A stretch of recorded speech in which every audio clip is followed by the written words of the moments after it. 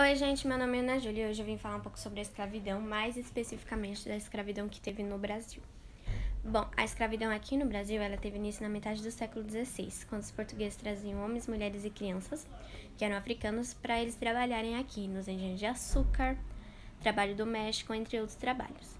E os escravos ele também poderiam ser vendidos, igual produtos de mercadorias. Vai estar passando para vocês anúncio de uma escrava que ia ser vendida. E o preço valia de acordo com a qualidade física, a idade, se era masculino ou feminino ou o tom de sua cor.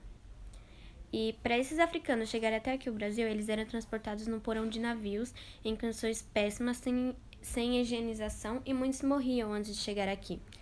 E seus corpos eram lançados ao mar.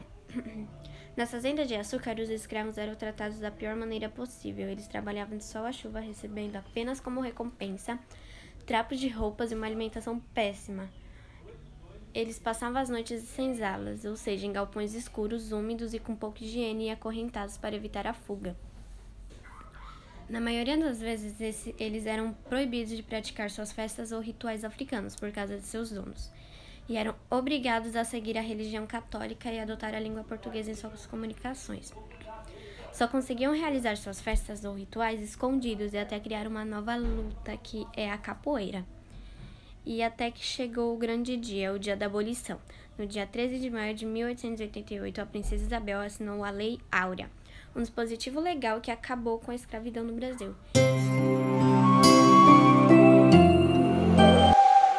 Seres humanos sendo examinados e negociados como mercadorias. Foi assim durante o período em que durou a escravidão no Brasil.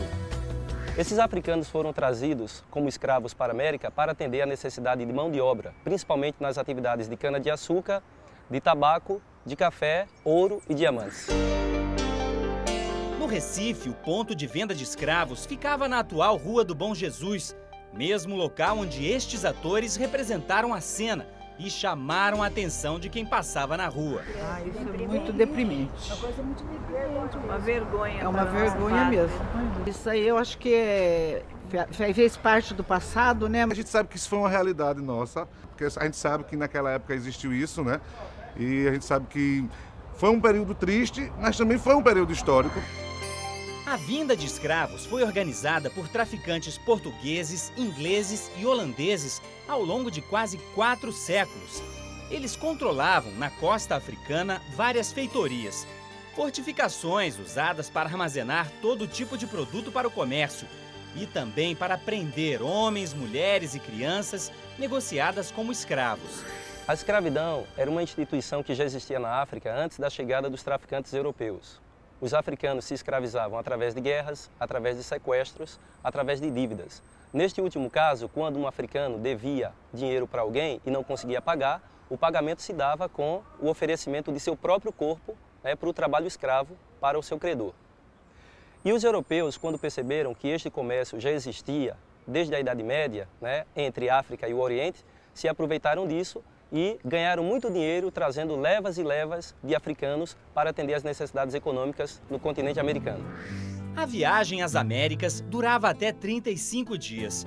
Os africanos vinham em porões de navios, acorrentados e com péssimas condições de higiene.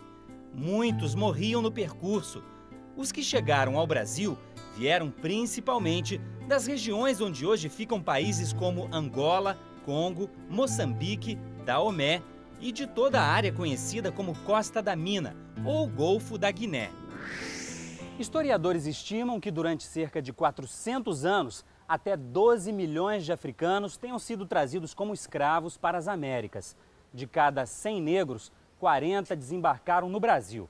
Aqui, boa parte do dinheiro arrecadado com esse comércio era usada para comprar produtos brasileiros muito valorizados por tribos africanas.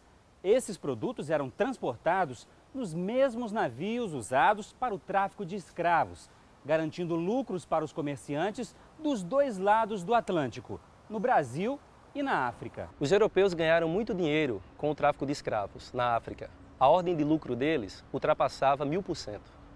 E os produtos brasileiros com os quais eles participavam desse comércio eram principalmente ouro, açúcar, cachaça e tabaco. O tráfico de escravos só foi considerado ilegal pelo Brasil em 1850. Para o capitalismo, este tipo de atividade econômica não era mais interessante, porque a indústria da Inglaterra e da França precisavam de mercado consumidor. E aí, escravo, teoricamente, não consome, não recebe salário. Então, havendo agora trabalhadores assalariados, eles poderiam consumir esses produtos.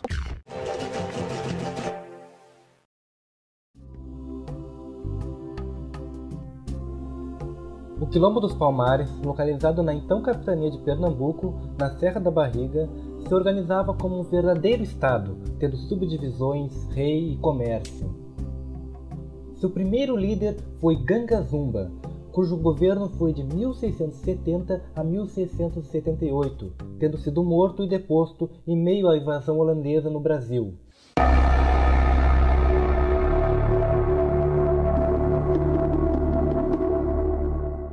Em seguida, seu sobrinho Zumbi assumiu a posição do tio. Capturado logo após seu nascimento, Zumbi fugiu de seu criador aos 15 anos e voltou ao seu local de origem. Em pouco tempo, ficou conhecido pela sua destreza na luta e já era um respeitável estrategista militar. Zumbi se tornou um símbolo da resistência à escravidão e é lembrado até hoje em protestos contra a discriminação racial. A história do Quilombo dos Palmares ela está diretamente ligada à nossa história, né? E também criaram-se alguns mitos sobre a história de Zumbi e a própria história do Quilombo dos Palmares. Um deles é que as pessoas vinculam muito o Quilombo dos Palmares à condição de escravizado, à condição de corrente. E também liga muito a Zumbi à condição de escravizado. Primeiro, este espaço aqui onde nós estamos era um espaço de liberdade que faz contraponto ao espaço do aprisionamento das correntes que era Casagrande e Senzala. No entanto, alguns autores não posicionam Zumbi como herói.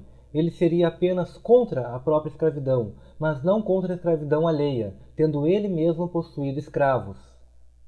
Então, o melhor jeito que a gente pode analisá-lo é pelo século XVII. Um povoado negro do século XVII, mesmo no Brasil, ele tinha uma cultura africana. Era ridiculamente óbvio, vários historiadores brasileiros falam isso, que é óbvio que ele tinha escravos. Estava mais para esse rei escravista africano, sabe?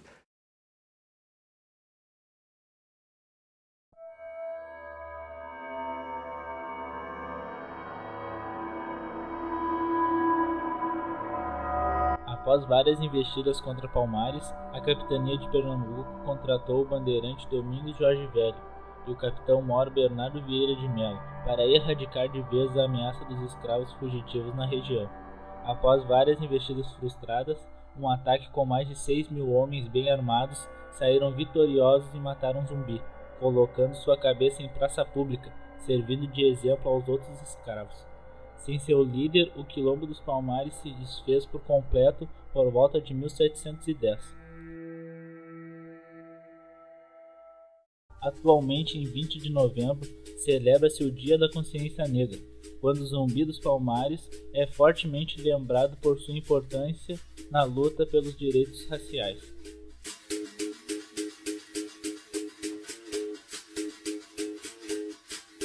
Negros, brancos, índios, todas as etnias consolidam uma sociedade igualitária, ou pelo menos esse é o ideal pelo qual muitos brasileiros lutam até hoje.